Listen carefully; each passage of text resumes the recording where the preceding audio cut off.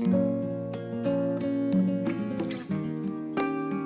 Piazzetta s'éveille, bordée de son ristorante, de son pastificio et de sa cave à manger.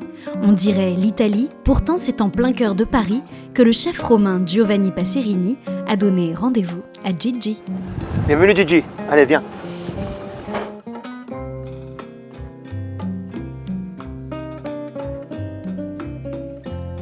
Et le fait qu'on a plusieurs établissements les uns à côté des autres fait qu'en effet il y a beaucoup de vie autour de beaucoup de gens qui sortent, qui rentrent, des cuisiniers qui passent, des serveurs, des gamelles de pâtes qui sortent d'ici, qui vont chez Passerini. Et en gros, c'est vrai que ça donne un peu d'animation, un peu de couleur, voilà, un peu d'Italie peut-être. Ouais. Arrivé en France il y a 20 ans, Giovanni Passerini est un précurseur. Avec sa femme Justine, ils sont les premiers à avoir initié les Parisiens à la bistronomie franco-italienne. Alors nous, pour choix, on n'a jamais affiché qu'on est un restaurant italien. On ne l'écrit pas, on ne s'appelle pas restaurant, on s'appelle restaurant Passerini. Les gens nous identifient comme italiens parce que ça vient naturel que la ligne de cuisine, vu que le chef est italien, puisse suivre ses racines. Presque chaque chef cuisine soit ses racines, soit les racines qu'il aurait voulu avoir. Ragazzi, bon service à tout le monde. Table caldo ouverte, un formule pigeon, 2 tripes, assure un pigeon de service. Oui, chef. Oui, c'est parti. Tel un trait d'union entre nos deux cultures, le chef fait s'entremêler avec inventivité des classiques de la gastronomie française et transalpine qu'il revisite.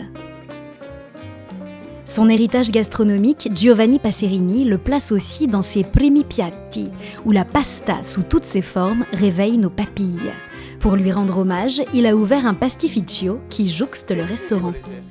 Les farces varient en fonction des saisons, mais 2 incontournables sont en permanence à la carte. Les raviolis ricotta épinards et mortadelle ricotta noix de muscade. Chaque jour, 4 à 5 variétés de farces sont proposées à la vente. Ça donne des raviolis qui sont bien fermes, bien séchés et qui tiennent dans leur boîte. Alors que le chef retourne en cuisine, en face, au numéro 44, c'est un autre rituel à l'italienne qui se prépare, l'aperitivo. Passerini se transforme en Passerina, sa version cave à manger, ouverte en soirée et orchestrée par Justine.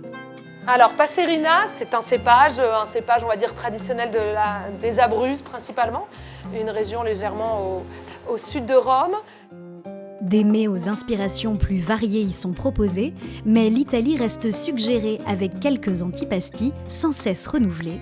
Ce soir, la parmigiana est à l'honneur. Je trouve que l'Italie est quand même un pays où cet art de vivre, cette façon d'être ensemble, voilà, très décontracté, pas de prise de tête, je trouve qu'on la retrouve ici.